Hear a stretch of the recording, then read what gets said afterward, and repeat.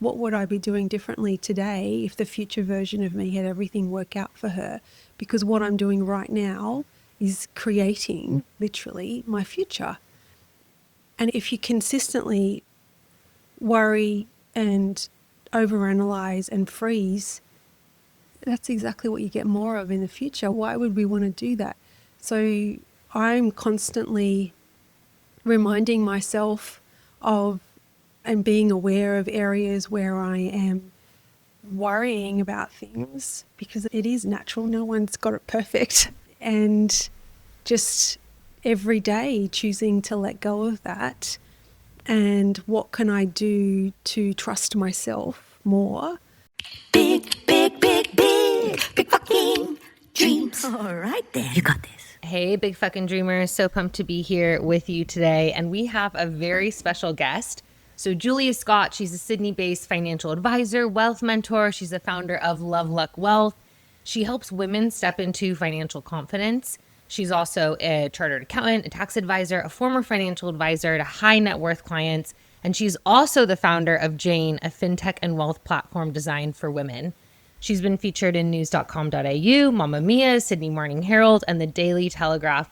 Julia Scott, I'm so happy that you're here. Welcome to the Big Fucking Dreams podcast. Thanks, Hannah. Great to be here. Yeah. So just behind the scenes for everyone, this is actually our second time recording. And Julia is almost like a bit of a, what would you call it? Like an energy. Intuitive? Yeah. And she walked in during you walked in during the first last week when we were recording, and you were like, the episode's not going to happen today. Yeah. Yeah. And we had the best of intentions. And I said, it's got nothing to do with you or me. It's just, there must be something we're not aware of that we need to do it again. Yeah. Yeah. And I was like, no, it's happening today. Yeah. And then I called her after and was like, so it didn't record. And you were like the best possible guest. But I've been thinking a lot. I actually took so much away from the episode that is not going to air. Uh-huh. And I've been thinking a lot about what you said around like sabotage. Yes. And like you obviously specialize in finance, but I find you like just a very energetic person. Like you are almost like more in tune with people. And I'm wondering about how you see people sabotage, whether that be in finances or whether that be in their personal lives, and almost how people make things harder for themselves than they have to be. Yes, it's so common, and especially for women, because naturally we criticize ourselves internally. That's just part of our nature. You've got the masculine and the feminine, and they're both great in their own way, and we need both of them in the world. But the masculine energy is all about pushing forwards and just like results driven and very like, power and moving forward no matter what. Whereas the female energy and way of doing things is more nurturing. It's more about vision. There's a lot more emotion, of course, because we are emotional beings, because we are the creators of life, right? So we are all so much more naturally intuitive than men. A lot of women haven't really just connected with that yet, but doesn't mean it's not available to them. And so part of this is we criticize ourselves because we doubt ourselves. And that to me is where this sabotage comes in. Men have their own version of sabotage because their egos can be quite fragile and they never want to be vulnerable. But we're quite at the other end of the scale, whereas we are always vulnerable and we know it. So it's all about trying to find a way that you can acknowledge where you are sabotaging yourself, which is a lot harder than it sounds. Sometimes it's good to ask your friends or people you trust what that might be, because it'll be more obvious to them rather than you, because they are not in it. They're a bit more removed. But there's always a way that we sabotage ourselves, and how you do money is how you do everything. So it applies to all areas of life. And the reason why when I'm doing money and teaching my clients about money and financial confidence, the reason why I talk about this energy work and the intuitive and psychological side of things is for women, we are intrinsically different. And the whole finance industry was built for the standard white man by the standard man. So really my ambition in life and my mission is to rebuild that, a version of the finance world for women, which is something that really resonates with them and doesn't make them feel foreign or alien. And it does include emotions and intuition and feelings, because why are we ignoring them when it comes to money?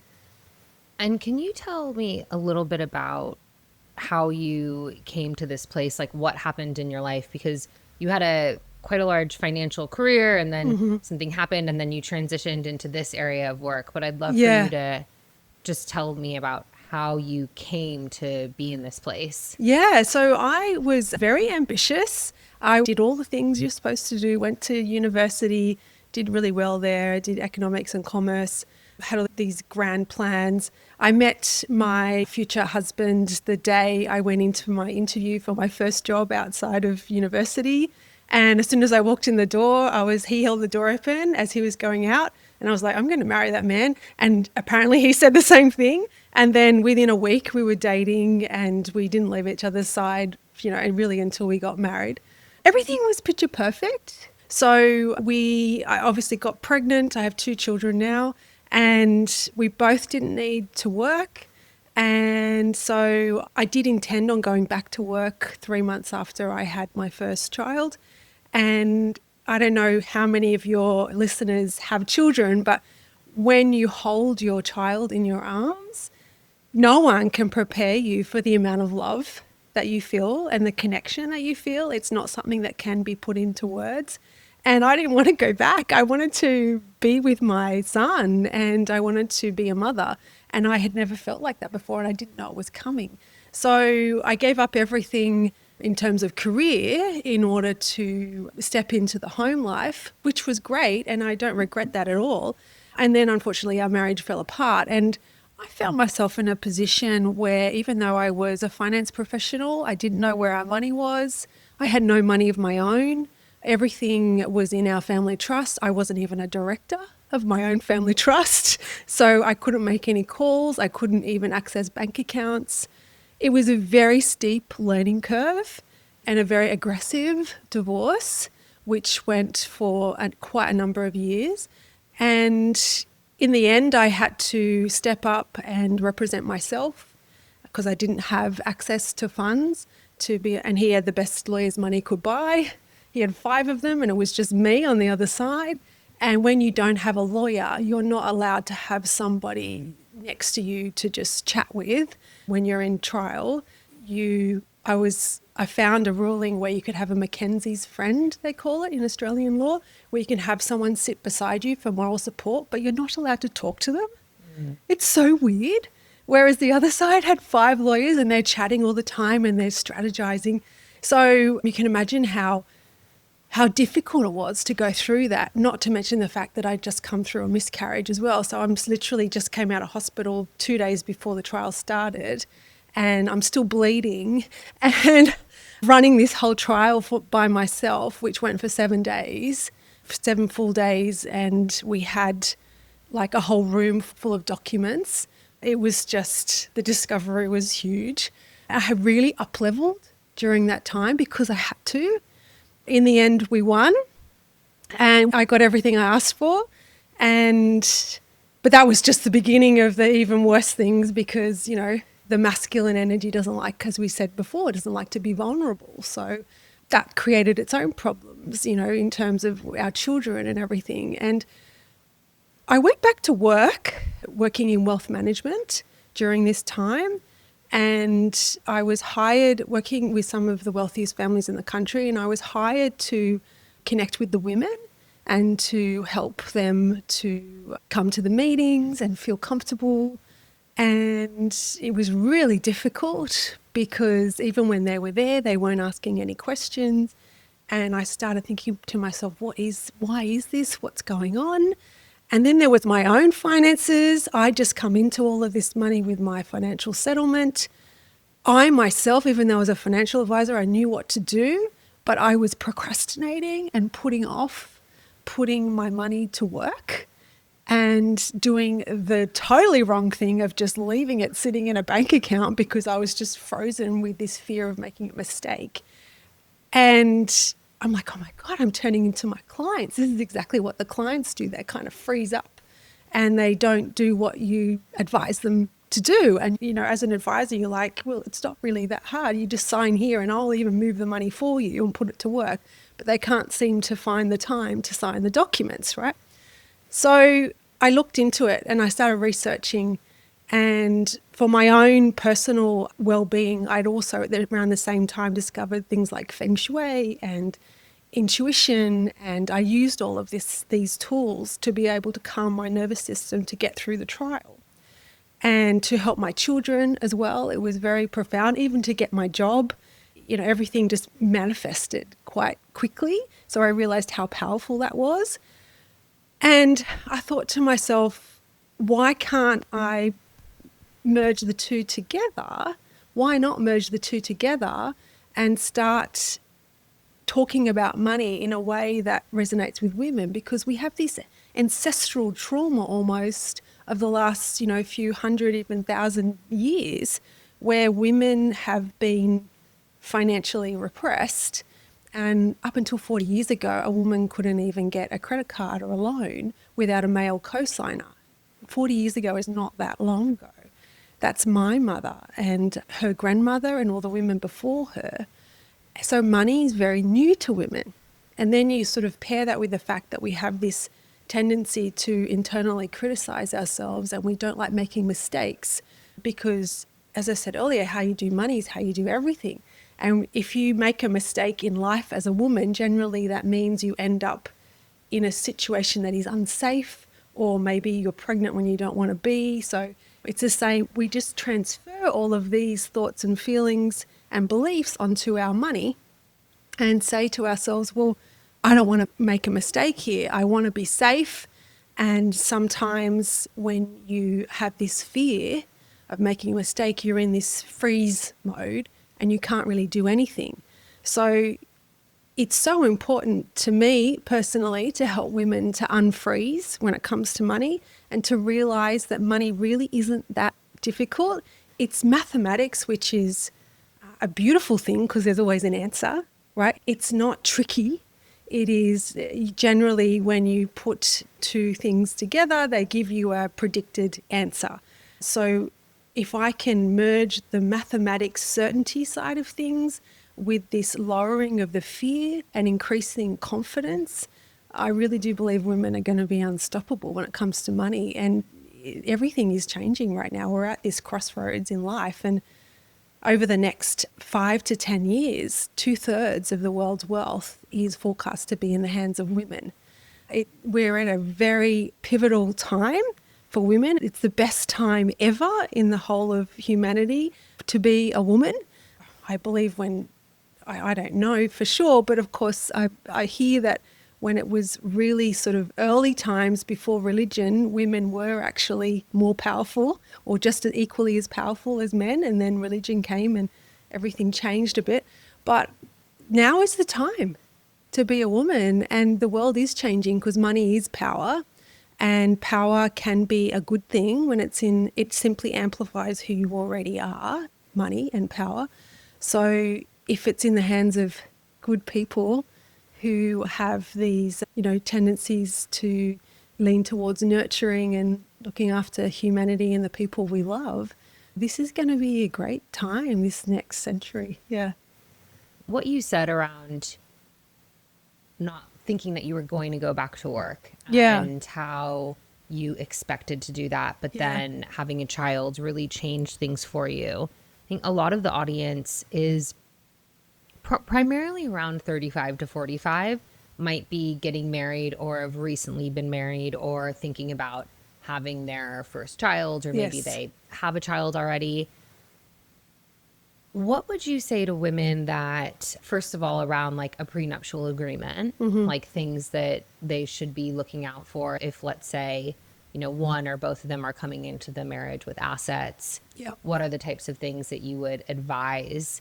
And then also, what should women be thinking about when they are potentially exiting work or taking time off of work in order to take care of children? Because it's such a vulnerable time in so many different ways, and often the finances It's interesting. I have a lot of friends that have children, but no one's ever spoken to me about their financial health Oh, yeah. or what they're really doing and thinking about Yeah. it in terms of being Yeah. proactive about that area. Yeah, there's so much you can do. First of all, you need to know how much your lifestyle costs, and you need to have a safety cushion there of at least 6 to 12 months, minimum 6 months of essential expenses saved away in a bank account so that you can access it as you need it, something quite liquid.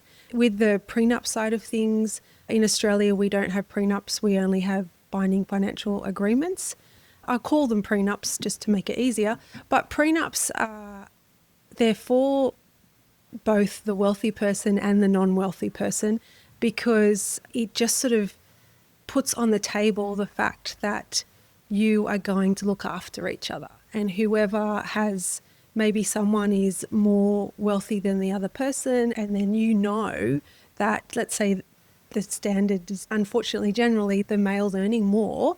When that's the case, it's a great thing to have a prenup because you know as a woman, when you're giving up so much in order to raise this family, your earning potential, you know that you will be looked after on the other side. So it's a good thing. And if you can't, it forces people to have financial conversations at the honeymoon phase before the children come, before times get hard. And I think that's a great thing.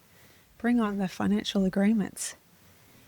Just a peek behind the curtain. My husband and I are actually doing this right now. So we're going through this process, both to put me on the mortgage of his house, and then we're going to have a binding financial agreement as well.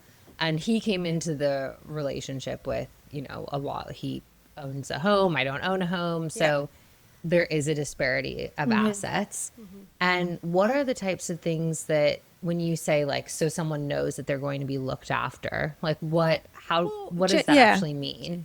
Generally, I mean, I'm not a lawyer, so I'm not too much across all of this stuff, but just in my own personal experience and what I've come across, generally, if something does go wrong at the other side, there will be more wealth transferred to the woman who's given up her career, the more children she has, because there's obviously more time taken out of the workforce. So that makes sense, right?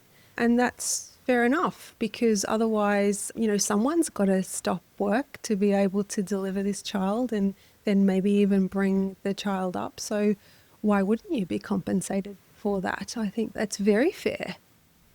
Yeah. For me, I'm like, I never really thought that this would be my reality. It's for you. It's for your protection just as much as it is for his. And when you flip the perspective, so whenever there's this concept called proactive confrontation. And whenever you're having difficult conversations with somebody, if you step into the room to have that conversation and you're already feeling anxious and just fearing the worst, no matter what you say, the other person's not going to pick up any good intentions that you have. They're only going to feel that heaviness of that energy, and it won't make the conversation outcome go in your favor.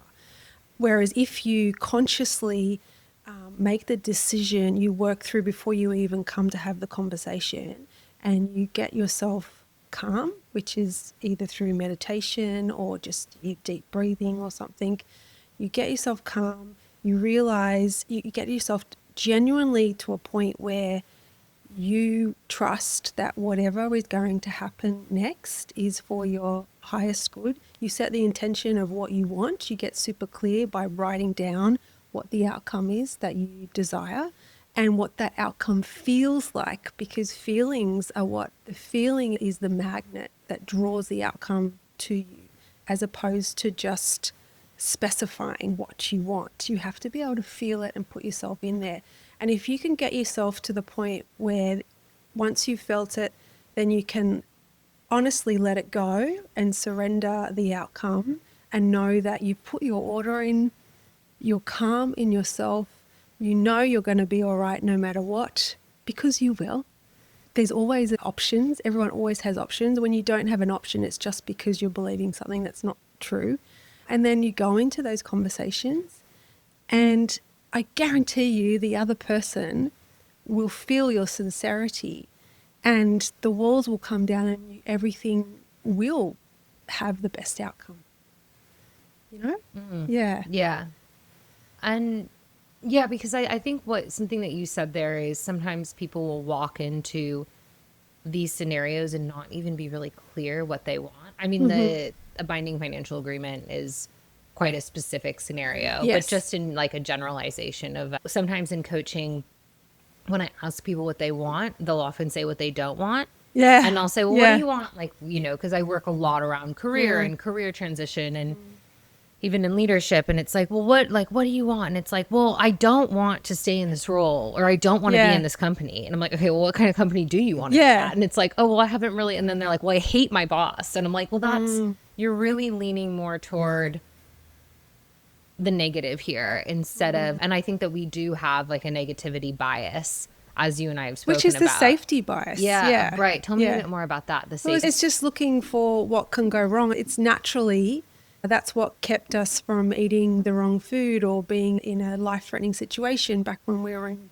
sort of caveman days, So the important thing to realize is we're not in those days, and which is why being able to self-regulate your internal system so that you can find calm in these situations. You never ever want to make a decision out of fear, because it's always the wrong answer when you make a decision out of fear. Fear to me is like a signpost for go this way. Go in the direction of the fear, because that's where your biggest growth is. This is very important because this comes from this natural bias. And the important thing is it's there for a reason, because contrast, the negativity, which is the contrast of against the positivity of what you actually want, there's value in that negativity because it does come easily because we're wired for safety. So what I would suggest people do as soon as they know what they don't want, literally find a second to just write it down, because when you put pen to paper, your brain has a bit more perspective and can see things differently. So write it down and then write down the opposite of what that is, because it's very valuable information. So when your client says, I hate my boss, what's the opposite of that? I love my boss. So she's looking for someone who she admires and she wants to work with because they have great values and things. So that's a key to what she wants. Can you give me another example of what they don't want? Yeah, well, it could be like, I don't want to be financially stressed anymore. I don't want to be financially stressed. Well, then don't be. It is, feelings are feelings. They're not even real. We make them out to be real. A lot of the time, things are not as bad as you think. And knowledge is power and it's clarity. So if you are feeling financially stressed, the most important thing that you can do is, first of all, breathe, get in your body, realize you have all your arms and legs, everything's okay, no one is going to die here. Like, that's bad, right? When someone dies or when, someone loses a limb, that's pretty bad. This is not bad. You can always recover from this because it is only money. It is not air. It's not oxygen. There's an abundance of money in the world. It is not in a limited supply. There is so much available. It's just like saying, I need another pen. I need some more money. You can get to the point where you can spot the opportunities everywhere. But we have this fear and these stories that I am in stress or things aren't working out for me. So start believing. Again, that's the contrast. Start believing in the opposite. What would it look like if things did work out for me? What would I do right now in this moment if I wasn't stressed? Because all we have to work with is ourselves, and in the present. The past has already happened. We can't change it. The future hasn't happened yet, but it will be happening based on what you're thinking and feeling and doing today. So if you want a different outcome from what's happened in the past, of course, you need to be conscious of the fact that you're choosing to do something differently. So if you're in financial stress, we get back to the fact that get a pen and paper and work out where you are at right now. Like, look at your finances. It's not going to kill you. It's just numbers. They can't hurt you, right? So just like sometimes it helps to set a timer, because then your brain knows there's an end to the so-called pain, and you can set a timer for even 10 minutes to just sit down and literally look at each of your bank accounts or your credit cards or your debt accounts and just literally write them out so that you get to a net asset position. And you could even, if you want to take that further and just quickly look at your high level, look at your income and your expenses. Again, knowledge is power. You might find pretty quickly, for a lot of people don't even look at their bank statements. You might find pretty quickly there's subscriptions in there that you don't even remember signing up for. And this is what those subscriptions rely on, you forgetting about them. So pay attention, clean things up, right? It's like if somebody is good, who is the version of you who is good at money? She's probably very organized. She probably knows where she stands. So why aren't you doing that? Like, that's something you can do that doesn't cost you money, and it's not going to really hurt you once you get your head around the fact that it's only numbers. And it's representative of you in the past. It is not representative of you in the future. Even if you're in financial debt, you have a lot of problem with debt, it doesn't mean it has to continue like that. You can just stop criticizing yourself and be nice to yourself and say, right, well, that was the old me. At least I've acknowledged this now and I'm going to do something about it. You can find a way to start putting a plan together to minimize that debt. I have lots of tools and things on my website for that. And you can just take some action to, even communicating with your debtors, because a lot of the time they would like some payment than no payment. And so you'd be surprised how easy it is when you communicate to one of your debtors to be able to have an arrangement put in place, because no one wants to foreclose on someone or to send you to the legal department. Like, it costs them money to do that too. So just when you're calm and you're not freaking out, you can finally see that there are other pathways and other opportunities.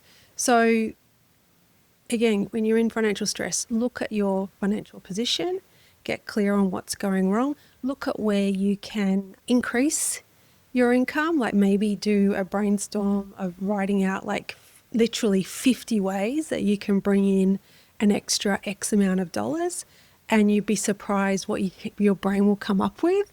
The first 45 will be just, stuff, and then the last 5 might be where the gold is, because it's about clearing away all the belief systems on what you believe is possible. And by the time you get to writing out 50 of these things, the last few, you've already exhausted all of your standard belief stuff, and you're starting to think creatively and just got to get the list done, and you just come up with something crazy. And that's actually generally what you need to do, because you get out of your head. Everything is just part of our belief system and our blueprint, and it's totally possible for you to have the outcome that you desire as long as you are willing to do things differently. Yeah, I've gone through this past few years having, quite an abundant salary working in tech. I was raised with also a lot of privilege in the financial area, and money was never really something that I thought about. Like, I was always like, my blueprint for money is quite great. I always have a ton of money. I have more money than I ever need, and was always very diligent about saving and investing, and was in a really good position when I left LinkedIn. But then I didn't work for about a year and a half. Yep. And at that time as well, I was on an income protection policy, which was amazing, from LinkedIn, because of how I left, and I was diagnosed with burnout and I had a lot of medical issues. So that was very supportive, but my income substantially dropped from having, a very high tech salary working in management. And then when I started my own business, it was like, I remember the first month, it was like, I literally made $500 this month. Like, and I was just shocked, because I had never made such little money. And then I really became financially diligent. And even now I have an app. We were speaking about this, but I record like everything that comes in and goes out daily. Yeah. I do like a big, like on the first of every month, I do like my business financial reporting. I do my personal financial reporting. I make a plan for the next month. I look at my whole net worth. Like I look at all my superannuation funds and my 401ks and all my investments. And that to me, like I know my net worth right now. Okay. Like that's great. Like I'm like, I could recall that every, you know, not every many single people month. do. I have so much visibility. Yeah. And that to me has brought, you know, like just reassurance. And what was interesting is when I started doing that, I started making more money. Yeah. Like right away. Because you're doing something different. Yeah. It was really, it was like, I started working with a mentor on it. And then the next month, I was really hitting a plateau in my business. I couldn't break through this one revenue marker. And then the next month I doubled it. Yeah. And, you know, since then I've doubled it again. And so it's just continuing to do that. But I remember at first, and sometimes it does still give me anxiety to do it. Yeah. But I just push through and I like, you know, then I'll meditate or I'll put on a nice, like I light a candle, I'll put on a nice song. And then I'll think, well, I need to know and be financially responsible, especially as a business owner, thinking about having children, no maternity leave. Yeah. What I need to start planning for that a year, 2 years ahead of time. Yes, but don't you have a husband? Yeah, and he's contributing to that as well. Yeah. So the thing I'm picking up here is a lot of the time when we go through this period of transformation, which sounds like you did, you had a big event happen and it forced you to have to make changes and think differently, and you did it fucking well, you know? So you've gone from one end of the extreme all the way over here to the other end of the extreme, and then the next step to me is coming into a equilibrium, which is not trying so hard, you know, because it doesn't have to be hard, right? So it's gone from, this isn't working, so I'm going to have to do something about it. So you fucking do it, which is what a lot of women do, because like we're very organized when we want to be, and we love research and we love information. And because we spend our whole lives watching our back, like whether it's safety wise or, you know, just like, is my period coming today or not? You know, like we're constantly assessing all the information around us all the time. So sometimes when you're in your true feminine energy, it's about finding a way to let go of that over informationing, over organizing, and to be able to just come into the middle where you're embracing both your feminine and masculine, like, because we both need both, and men have some feminine energy in them as well. And it's still being in your feminine, but trusting that it doesn't have to be hard. And yes, I am on top of my finances. And the next step for me is that I only look at it once a month, because I'm trusting that I'm doing all the things I need to do and everything's going to work out, which gives you more energy to be able to put into the income building. And it's all about energy and energy leaks. So you definitely have plugged all the energy leaks on not knowing where money's going, and you know where you are. And then the next step is to come into the equilibrium point, which is amazing, because that's the end point, isn't it? To be in equilibrium. So, you know, you're just like one step away. And imagine how easy it is when you know everything's working out. And, you know, there's a reason why it takes a man and a woman to make a child, you know, because really if things are done in alignment and in the way it's supposed to be done, you do support each other. And there's nothing wrong with supporting each other. And again, that's what the prenup is for too. You know, it's about being grateful for the fact that we are supported and acknowledging that. And there's nothing wrong. It's not weak to do that either. Do you know what I mean? Yeah. Look, I don't want to turn this into my session, No. but I just feel I feel like you just saw through me so deeply. I apologize.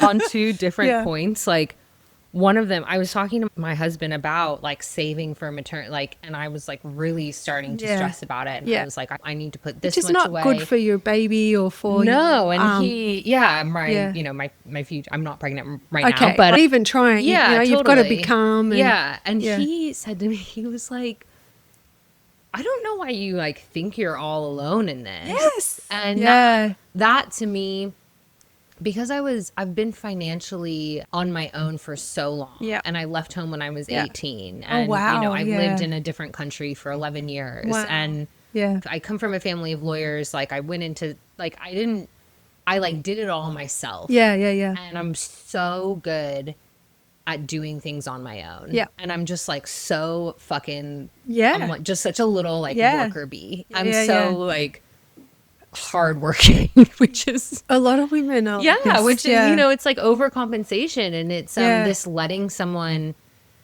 in, and that can be so scary. And I remember one of my clients, she like had a huge investment portfolio on her own. And then I remember in one of our sessions, she like started crying and she was like, I also don't know why I've like done all of this on my own. Like she was about to sell a property, and she started to reflect on it. And I really felt her in that Yeah. moment, because I reflected on, wow, where do I still think I'm alone in all of this? And that, that's also real intimacy, which is like, can be so Yeah. scary in such a vulnerable place, Yeah. especially with a, coming from a significant amount of trauma. But, and then, another aspect which you just touched on is I often find that I overeducate myself. Yes. And I Well, like, you're not alone. yeah, That's like very common. it's, yeah. just for thinking women. like I need to, and I do think it comes from a place of lack of like Yeah. overcompensation. I don't want to look stupid. What's that criticism that Yeah. we have a tendency for? Yeah. And when we're in our true feminineness, that is receiving, being able to receive assistance, being able to hold space, because we are literally a container. We grow life inside of us. So naturally, that's what we do best. So whenever someone's feeling like they're not where they want to be financially, or really anything in life, it just comes back to where you're out of alignment with who you really are. And most women have, like we said before, have this tendency to self-criticize and want to over-prepare and have that want to be in protection and safety mode constantly. And it is an energy leak. And if you are in your true divine feminine, living your absolute best life, with massive financial abundance and love and prosperity and all of the things, it means being able to ease up on that a little bit, to get out of the fear aspect and get into the trusting the mechanism of life, and allowing yourself to receive all that's good in life. It doesn't have to be hard to make money. It doesn't have to be hard to find love. You've obviously already got that. Congratulations. There's so many people don't. And all I can say is I really want everyone to take a good look at where their particular contrast value is on what they don't have versus what they want. Get clear on what you don't want, because it does come easier. Write it out. Then transform each of those phrases or statements into something that is the opposite of that. And you might be surprised what you come up with, because a lot of the time what you do want, you hadn't even allowed yourself to think about it, because we're so busy assessing all the information and everything. And once you allow yourself to go there, all of a sudden everything eases up in your body and in your energy and your mind, and you begin to see the opportunities that you need to see. You come across all the synchronistic meetings that you need to, people you need to meet. Support will come out of the sky for you. It definitely, everything is energy and everything's responding to energy. So our only job is to stay out of fear and find whatever modality works for us personally, because we're all very different, to step out of fear and into calm, wholeness, trusting the mechanism of life. And yes, we need to have the tools in place to manage our finances, but once you've set that up, you have to also then be able to trust that you've set it up the right way, because otherwise there's always a hole in the boat, so to speak, and all the energy is just consistently being leaked out with trying to be perfect. And there's no such thing as perfectionism in this human existence, you know. It's very much the perfection comes in letting go of the need to be perfect. They're very much the same thing. It's just weird to get your head around. It's like manifesting. You need to be able to get clear on what you want, and then you have to let it go. A lot of people struggle with the letting it go because they become so fixated on it not being here. But it's literally anything to do with getting what you want, whether it's a conversation or income or abundance or love. It's about believing that you're worthy, that it's already available to you, and all you have to do is raise your frequency to meet the frequency of the outcome that you desire, which is science.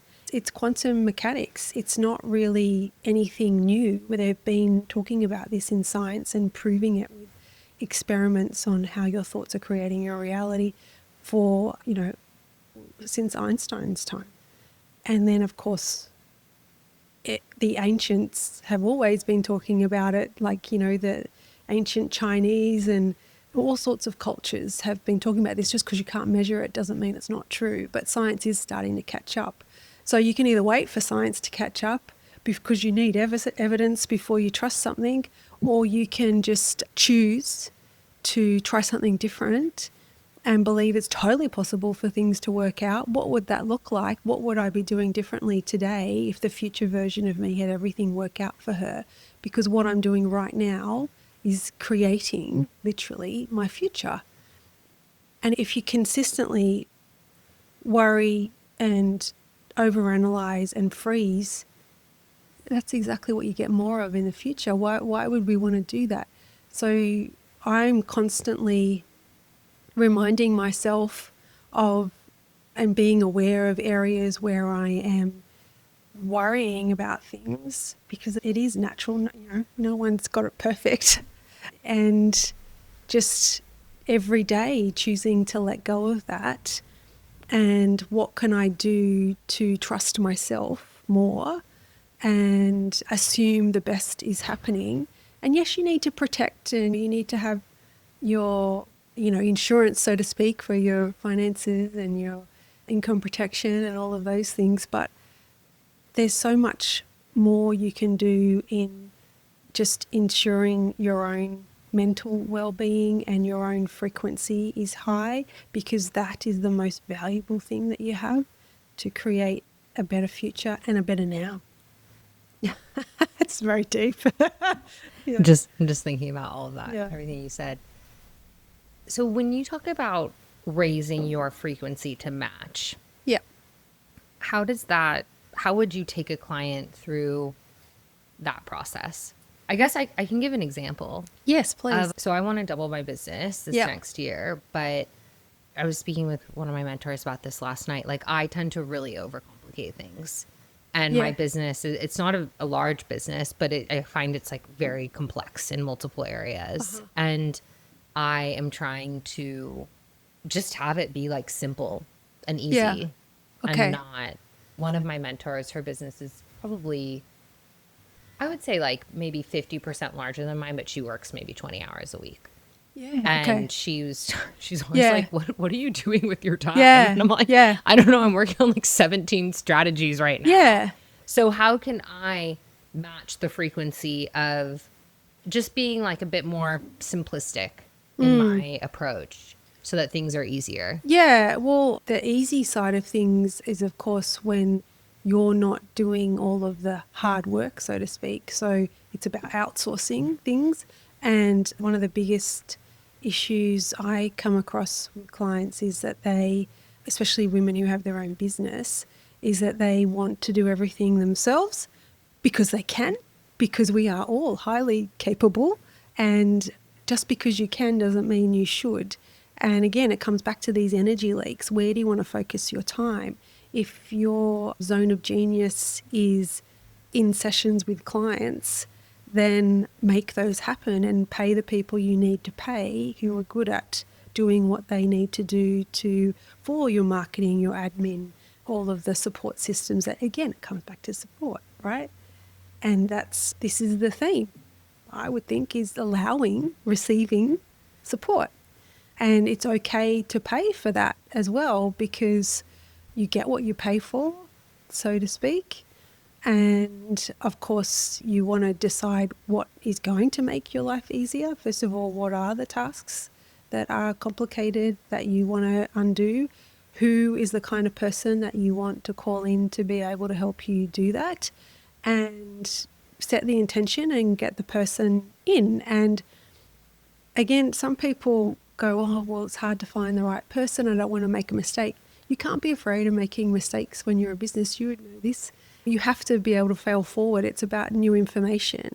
And you can't get new information if you just keep doing things the way you've always done it. You have to be vulnerable. You have to be open to receive new information. And that means taking some kind of action to be able to open the door to that.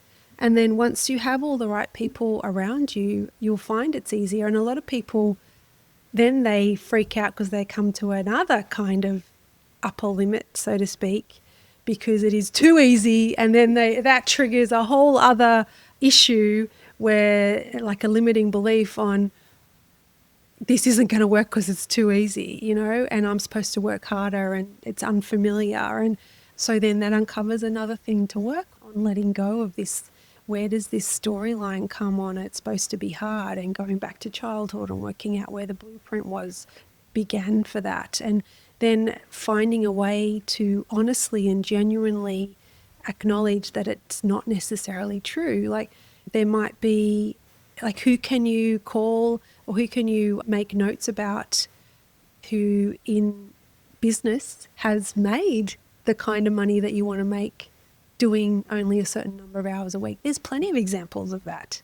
People do it all the time. In fact, your superannuation is doing it as we speak. You're not doing anything and it's making money. Money is just a transfer of energy, and it loves to be put to work. So if you've got the funds to get the support in to help you up level, spend it. Money is like, it's like the ocean. It comes in and it goes out. It's like oxygen, you know, it needs to be in flow. You don't want it to just be stagnant, because then it's dying, you know, and when water's stagnant, it's not good, right? Disease and all sorts of bad things happen when water's stagnant. We want to keep it moving, and that means spending as well as receiving. And this is how you grow. Yeah. Yeah. Well, what a beautiful note to leave it on. Yeah. Julia, thank you so much. And where can listeners find you? I know that you're also going to provide something in the show notes, a resource for women as well. Yeah, sure. So my current business is loveluckwealth.com, and I have lots of free resources on there, which I will share the link with you.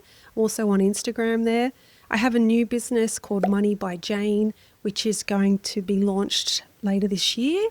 We're currently on Instagram, so please follow us, because we're only just started, like literally in the last couple of weeks. And that is a platform where I am teaching women about the finance side of money, with a lot of the intuitive side, but mostly finance. And then we're giving them a platform to be able to take action on what they decide to do with their money.